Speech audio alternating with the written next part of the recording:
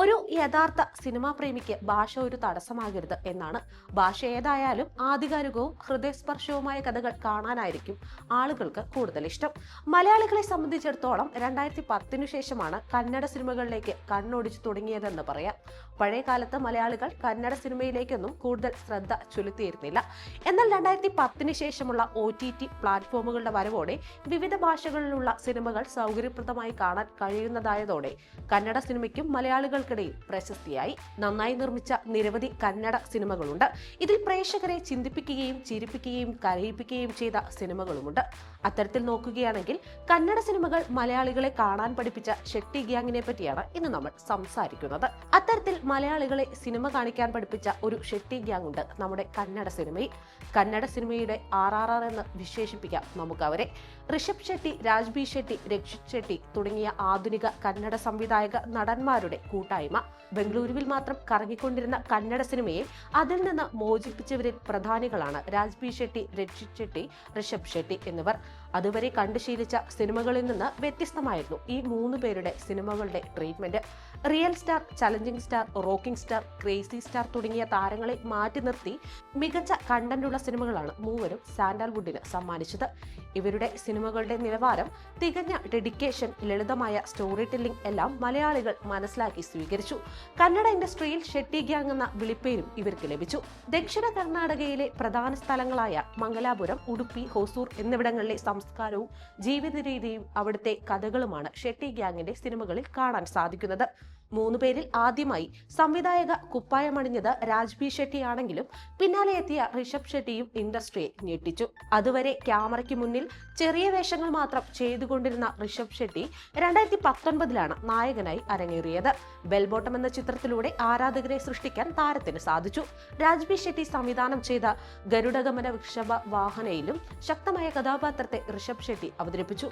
പിന്നീട് തന്റെ ജീവിതത്തിന്റെ വലിയൊരു സമയവും ഒരൊറ്റ സിനിമയ്ക്ക് വേണ്ടി മാറ്റിവെക്കുന്ന ഋഷഭിനെയാണ് നമുക്ക് കാണാൻ സാധിച്ചത്. പ്രേമം എന്ന മലയാള സിനിമയുടെ വിജയത്തിൽ നിന്ന് പ്രചോദനം ഉൾക്കൊണ്ട് ഒരുക്കിയ കിറിക് പാർട്ടി സിനിമാ പ്രേമികൾ ആഘോഷമാക്കി മാറ്റി.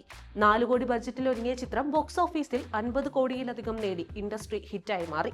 തിയേറ്റർ റിലീസില്ലാതിരുന്നിട്ട് കൂടി കേരളത്തിലും ചിത്രം സിനിമാ പ്രേമികൾക്കിടയിൽ തരംഗമായി മാറിയിരുന്നു. 2022 ഋഷഭ് ഷെട്ടിയുടെ സംവിധാനത്തിൽ റിലീസ് ചെയ്ത് വൻ വിജയം നേടിയ കന്നഡ ചിത്രമായിരുന്നു കാന്താര. കന്നഡയിൽ ഇറങ്ങിയ ചിത്രം പിന്നീട് മികച്ച അഭിപ്രായം നേടിയതിനെ തുടർന്ന് വിവിധ ഭാഷകളിലേക്ക് മൊഴിമാറ്റി എത്തുകയായിരുന്നു. മലയാളത്തിൽ ഡബ് ചെയ്തെത്തിയ കാന്താരയെ മലയാളി പ്രേക്ഷകർ ഇരുകൈയും നീട്ടി സ്വീകരിച്ചു. പല ബിഗ് ബഡ്ജറ്റ് ചിത്രങ്ങളും പുറത്തിറങ്ങുമ്പോൾ അത് വിജയിച്ച ഏതെങ്കിലും സിനിമകളുടെ തുടർച്ച കൂടിയാകുമ്പോൾ പ്രേക്ഷകരിൽ ഉണ്ടാക്കുന്നത് വലിയ പ്രതീക്ഷകളാണ്. പക്ഷേ ആ പ്രതീക്ഷകൾക്കൊത്ത് ഉയരാൻ അവയിൽ പലതിനും സാധിക്കാറുമില്ല. എന്നാൽ കാന്താരയുടെ കാര്യത്തിൽ അങ്ങനെയല്ല. നിലവിൽ കാന്താരയുടെ 2ാം ഭാഗം തിയേറ്ററുകളിൽ വൻ വിജയമായി ഓടിക്കൊണ്ടിരിക്കുകയാണ്. ഇനി 2022 കിരൺ രാജ് കെ സംവിധാനം ചെയ്ത് പുറത്തിറങ്ങിയ രക്ഷിത് ഷെട്ടിയുടെ കന്നഡ ചിത്രമാണ് 777 ചാർലി. വേൾഡ് വൈഡായി റിലീസ് ചെയ്ത ചിത്രം മനുഷ്യനും മൃഗവും തമ്മിലുള്ള ആത്മബന്ധത്തിന്റെ കലർപ്പില്ലാത്ത ആവിഷ്കാരം കൂടിയായിരുന്നു. നായയും മനുഷ്യനും തമ്മിലുള്ള ആത്മബന്ധത്തിന്റെ കഥ പറയുന്ന ചിത്രത്തിന് കേരളത്തിലും വമ്പൻ വരവേൽപ്പാണ് ലഭിച്ചത്.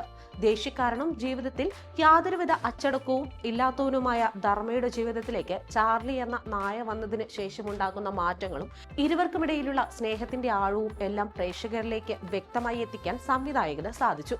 സമാന പ്രമേയം ഉൾക്കൊള്ളുന്ന നിരവധി ചിത്രങ്ങൾ പ്രേക്ഷകർ കണ്ടിട്ടുണ്ടെങ്കിലും ഈ ഇതിവൃത്തത്തിൽ ഒരുക്കിയ ആദ്യ കന്നഡ ചിത്രമായിരുന്നു ഇത്. ഇനി കന്നഡ ഇൻഡസ്ട്രിയിലെ മികച്ച നടന്മാരിൽ ഒരാളാണ് രാജ്ബി ഷെട്ടി. സാൻഡൽവുഡിന്റെ ഗതിമാറ്റിയ നടന്മാരിൽ ഒരാൾ. ആദ്യ ചിത്രം കഥയെഴുതി സംവിധാനം ചെയ്ത് അതിൽ പ്രധാന വേഷവും ചെയ്ത ആളാണ് രാജ്ബി ഷെട്ടി. ഒണ്ടുമൊട്ടയെ കഥ എന്ന ചിത്രം വലിയ രീതിയിൽ ശ്രദ്ധിക്കപ്പെട്ടിരുന്നു. 2021 റിലീസായ ഗരുഡഗമന വൃഷഭ വാഹന എന്ന ചിത്രത്തിലൂടെ കേരളത്തിലും ഇദ്ദേഹത്തിന് ആരാധകരുണ്ടായി. ചിത്രത്തിന്റെ സംവിധായകനും രാജ്ബി ഷെട്ടിയായിരുന്നു. താരത്തിന്റേതായി ഈ അടുത്തിടെ കേരളത്തിലടക്കം സൂപ്പർ ഹിറ്റ് വിജയം നേടിയ കന്നഡ ചിത്രമായിരുന്നു സൂഫ്രം സോ. മലയാളത്തിലടക്കം വിവിധ ഭാഷകളിൽ പുറത്തിറങ്ങിയ ചിത്രം മികച്ച പ്രതികരണമാണ് എല്ലായിടത്തു നിന്നും നേടിയത്. ഇത്തരത്തിൽ കന്നഡ സിനിമകളെ മലയാളികൾ ചേർത്ത് പിടിക്കാൻ തുടങ്ങിയിരിക്കുന്നു. പഴമയിൽ നിന്നും പുതിയ കാലത്തിലേക്ക് എത്തുമ്പോൾ ഇനിയും ഈ ഷെട്ടി ഗ്യാങ് മലയാളികളെ അതിശയിപ്പിക്കുമെന്ന് തന്നെയാണ് പ്രതീക്ഷ.